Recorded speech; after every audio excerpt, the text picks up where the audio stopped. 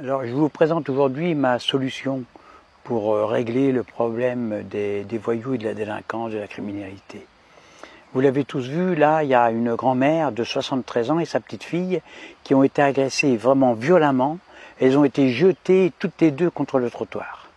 L'agresseur, c'est un jeune, c'est un Français de 30 ans, une cinquantaine de condamnations, enfin à peine. Bref, c'est choquant, c'est vrai. Mais d'un autre côté, il faut comprendre qu'un criminel, quel qu'il soit, a ses raisons d'agresser ses victimes. Et les victimes ne connaissent pas forcément ces raisons qui le poussent à agresser des gens. Il ne faut pas condamner les criminels à la légère, il faut réfléchir avant. Peut-être que c'est un pauvre drogué en manque de cocaïne ou un malade mental irresponsable ou tout simplement un jeune qui est énervé parce que il s'est coincé les mains dans une voiture ou je sais pas quoi. Et donc il est vénère, c'est pas de sa faute. C'est pour ça qu'il faut discuter avec les délinquants, avec les agresseurs, avec les criminels. Et pour moi, la discussion doit se faire en trois phases constructives, respectueuses et puis surtout humaines. La phase numéro 1, tu commences par lui mettre une bonne raclée au type. Tu le tabasses à coups de poing, de pied et de bâton, dans les jambes, dans les côtes, dans le ventre, dans les dents. Tu lui casses une bonne partie des dents. Et ensuite, tu passes à la phase numéro 2. S'il respire encore, eh bien, tu le soulèves doucement et tu le poses délicatement sur une chaise. Alors attention, parce qu'à ce stade, ses os sont fragilisés. Il ne faut pas lui faire de misère.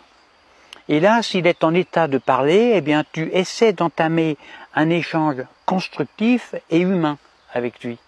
Avec thé au jasmin, jolie tasse, petit doigt relevé, petit gâteau sec fait maison.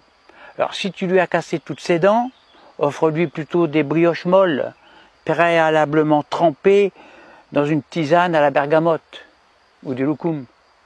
Au besoin, aide-le. Après 10 minutes de discussion, eh bien, dans la plupart des cas, on comprend mieux le pourquoi de son agression. C'est à ce moment-là qu'on découvre qu'en fait, il n'est pas responsable, ou du moins, il a de nombreuses circonstances atténuantes.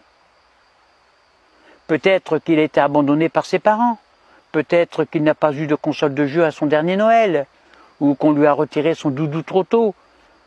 Peut-être que sa petite sœur de 3 ans lui avait piqué sa gomme dans sa trousse, etc. Voilà.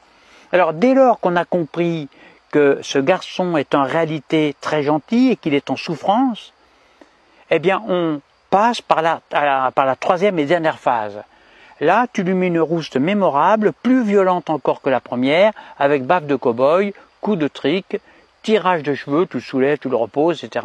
Écrasement de ses orteils, béquille dans les cuisses, pour qu'il intègre bien que tu as compris qu'il n'est pas responsable de ses mauvaises actions. Et puis après, bien, tu laisses faire la justice.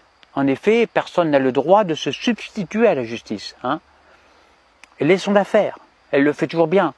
Et entre le moment de son agression et sa condamnation, eh bien, il aura largement eu le temps de recouvrer ses forces, sa santé et son humanité qu'il avait perdue.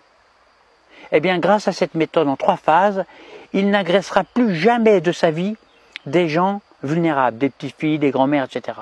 Trop dangereux pour lui.